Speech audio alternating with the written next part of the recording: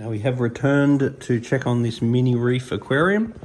Now the salinity is currently 0.025, and that's a very good level for running the aquarium. But if we were experiencing any problems with the fish, or if we wanted to get new fish, we definitely want to bring that salinity down.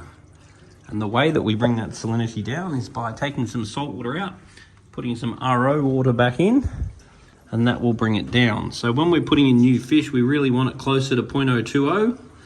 When our tank is established and we're happy with our fish, we're very happy with the higher level.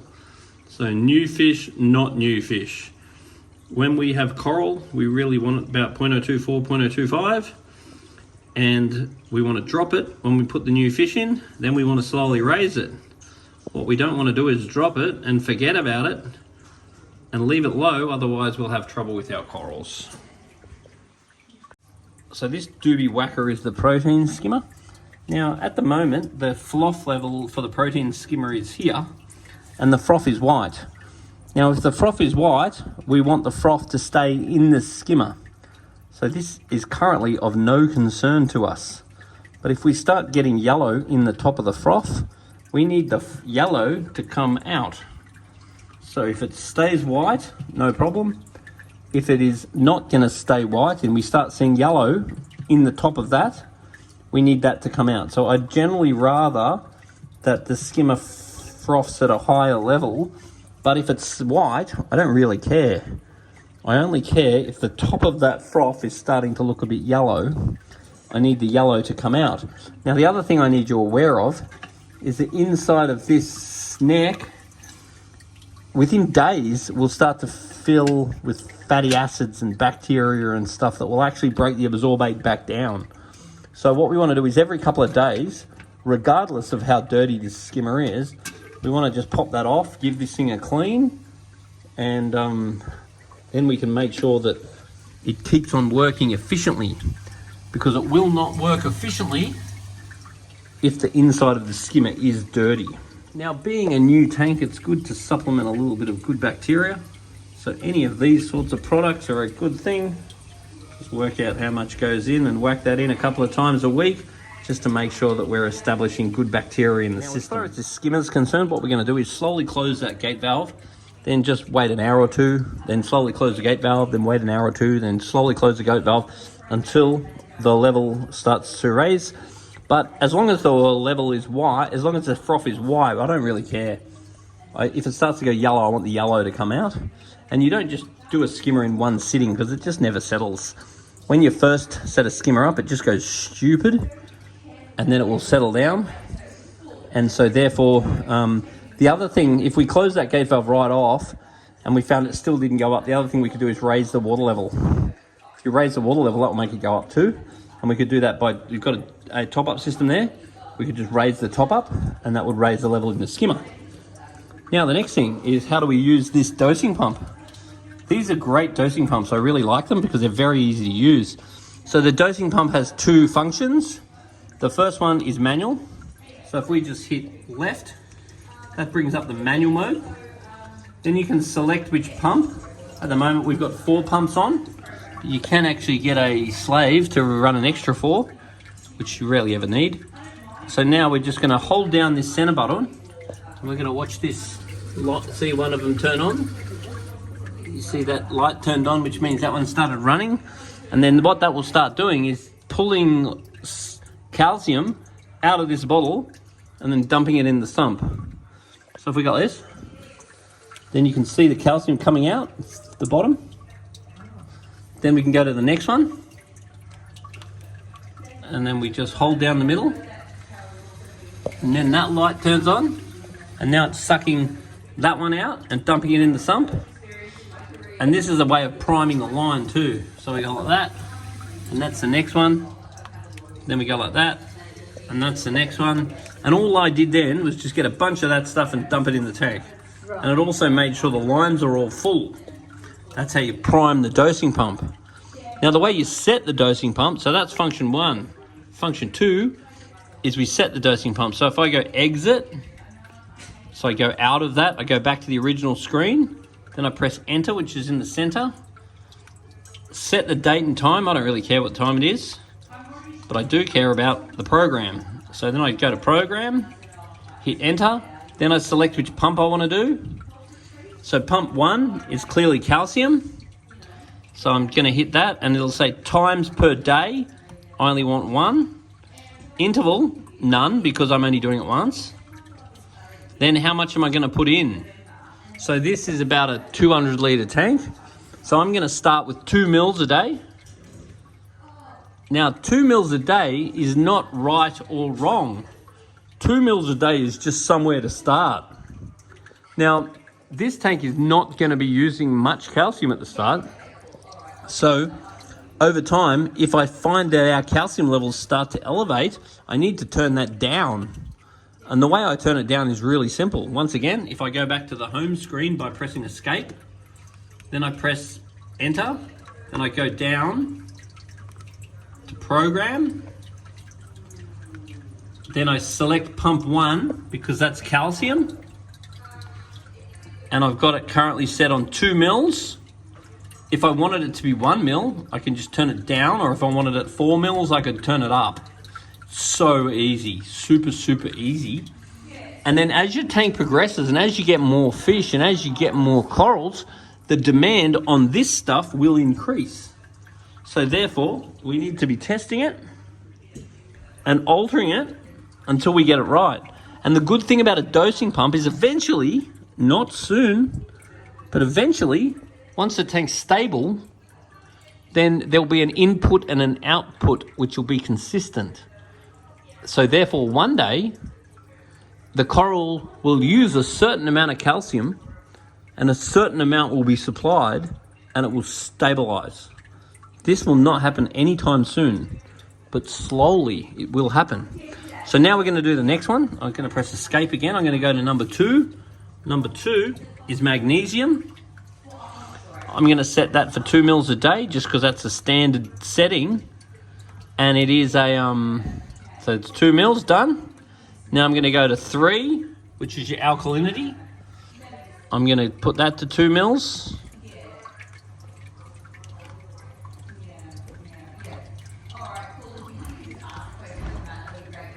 Now the next one is phosphate remover. I'm going to set that on 1 mil a day, because I definitely don't want too much phosphate going in.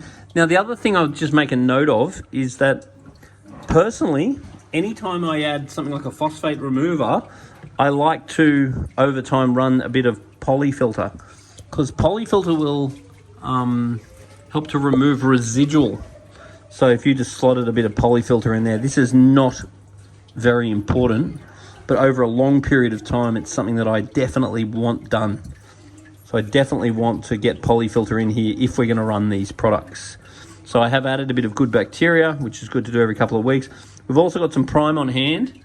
And the reason why we want prime on hand is because if we ever have to reach for tap water, we definitely want to use the prime. And we also want to be able to have the prime on hand just in case we get ammonia or nitrite, because that will detox ammonia and nitrite. So if something really bad happened in the tank and all of a sudden you're freaking out and you've got ammonia and nitrite, having that on hand is about the best thing you could ever do, because so often something stuffs up in the tank and it's ammonia and nitrite that usually goes bung, and having that to put a 5 times dose in the tank has saved my fish so many times. So we've gone and set this now. Then over weeks, so every 2 weeks, let's say for example, we're going to do the tests. Then we need to be able to alter this a tiny bit. And what you don't want to do with a dosing pump is to be reactive. So if one of these levels is really bad, don't correct it with the dosing pump. Just tip a bit in. It's better to do discrepancies manually. And the 2 ways of doing it manually is either the level's too high, we do a water change on the tank, and we could turn the dosing pump down just a little bit. If the level's too low, we can tip some in manually to raise the level, and we turn the dosing pump up a little bit. So I really find the dosing pump is best if altered a little bit and then we wait. A little bit and then we wait. A little bit and then we wait until we stabilize it. Turning it right up and turning it right down is just going to overcompensate. So that's not something I would do. So now we just check the temperature. Temperature looks 26, which I'm very happy with. And then we've got a little sump at the back there that we can siphon some RO water in just to top that up to keep our level right. And once again, if we keep turning the skimmer closed, and we don't get that up, then what we're going to do is get that little sensor, raise it up a bit, which will raise this up a bit, which will raise that up a bit. That makes sense? So if this one doesn't want to come up, then what you do is just raise this sensor up, pull it up, and that will raise this up, and that will raise that up. And then we've got to make sure this sock is cleaned out a couple of times a week. So just that lid thing? No, here. I'll show you this one. Pull that out. There's a whole bunch of crap in there. And we give that a clean. It's pretty good now. I mean, right now your tank's brand new. But over time, especially as you get more and more crap in your tank, that's going to end up there. So we want to pull that sock out and just give that a clean, maybe twice a week if we can. And we clean the skimmer twice a week if we can. And do they stay in the bag? Yes. Those things? So in here is some marine pure. So probably a couple of times a year, I'd want you to pull that out and just give it a clean in water from the fish tank. But most of the time it just sits in there like that. And that's going to be biological. So that's just going to grow good bacteria. So really everything's... It's making quite a bit of algae. All that brown stuff's all new. Yes. So that is completely normal. So your tank is going to go through several phases of the algae. Now, if a saltwater aquarium does anything, it's definitely going to teach you about patience. So, one of the things that you're going to experience with the saltwater aquarium is when you first set it up and it all looks nice and hospital clean, that's great. But what tends to happen first is you get this light brown algae growing everywhere. That's completely normal. That's called Diatom Algae, and it's normally feeding off silicates that might be in natural seawater, might be in tap water, might be in the rock, might be in your food, whatever. Then that will give way to an equally obnoxious green algae. And the green algae is usually phosphate based. So if we're controlling our phosphate with our dosing pump, this may not happen, but it usually does. So you get this gross looking green algae and that goes away too. So then several weeks or a couple of months, then that starts to give away. Once the phosphate starts to get reduced through your export or through to the algae using it all, then if you're not looking after your levels, you'll start to get red slime algae, which is also obnoxious, but that'll go away too once the nutrients start to subside. But then by then, if you start to stabilize your nutrient export, then months down the track, not quickly, months down the track, you start to get coralline. So the coralline is that beautiful purple algae. And that will only grow if our calcium, KH, pH are all up nice and high, because that's a reef building algae, and our phosphate and nitrate are low. We'll then start to get coralline. Not quickly, but that's the dream. That's the thing you want. And that comes as your tank establishes and as you learn to be patient. So these things here are called stroms, and they're awesome. They go around and help to clean up the sand and dig the sand around. You can also get sand sifting stars, they're pretty cool. And a bunch of different snails and abalone are a very good idea to help with your algae. And then at some point in this tank, getting a blenny would be awesome, particularly the bicolor blenny is an unreal fish. So this algae is doing a good job of photosynthesizing, causing these bubbles to be all over the surface of the rock, which is very, very normal. Now this tank has very good lights on it. These are AI lights. They're very good for hydros. And that runs on an app, and I'm very happy with this setting. Basically, you've got about 10 hours of total light, which I'm very happy with. You've got about an hour to let the light increase. You've got about an hour to let the light decrease. And then you've got blue as your main color spectrum. So that's a very basic but effective light routine. If you found that you were getting too much algae and you were getting frustrated, particularly if there might be an amount of ambient light in the room, then you might decide to cut your light time down.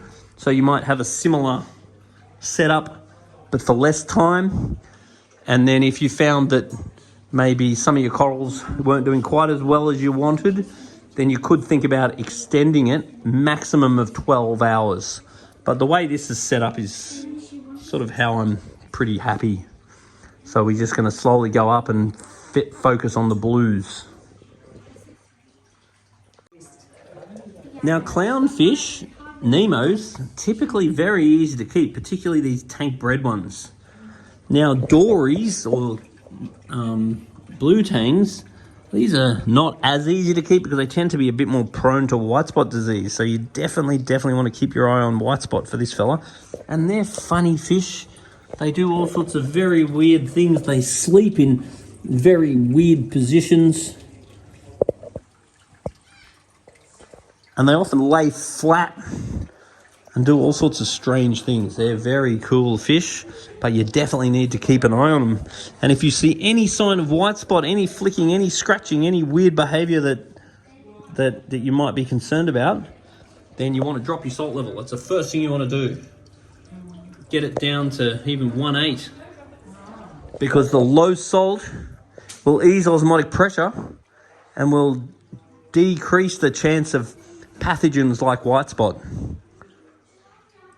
So that's something you want to be very aware of. The other thing is understanding Murphy's Law. Murphy's Law basically says that everything's going to happen at the worst time. So when you're about to go away on holidays or sometime when it's completely inconvenient with you is when you end up with something like white spot. So I would make sure you get some white spot cure and have it on hand, and then you'll never need it. But if you do not get white spot cure and you don't have it on hand, mark my words, you'll need it when it is the most inconvenient time to ever need it. Now, if you're a highly effective person that's right into efficiency and action, then fish tank keeping is something you're going to have to get your head around, because sometimes doing nothing is the best thing for you to possibly do. If you're a snap, I want everything efficient, I want everything done right now sort of person, this is a bad hobby for you. This is a good hobby for people that are patient, because half the time, the most important thing to do with your tank is nothing. You do what you got to do, and then you got to be patient. You got to wait. You don't go setting it and 5 minutes later set it. You set it and weeks later you adjust it. So adjusting, monitoring, setting, and being patient and learning the art of observation. And the art of observation is independent to the art of control. Because if you think you want to control everything and just snap your fingers and get everything done straight away, that's not how this works. This is all about planting seeds and letting the seeds grow. You need to be patient, and you need to watch and observe and enjoy exactly what it does without getting your head too bogged down with what should happen. Because what should happen is what happens. And your job is to understand what's going on and then to slowly alter what's going on to get the result you need. And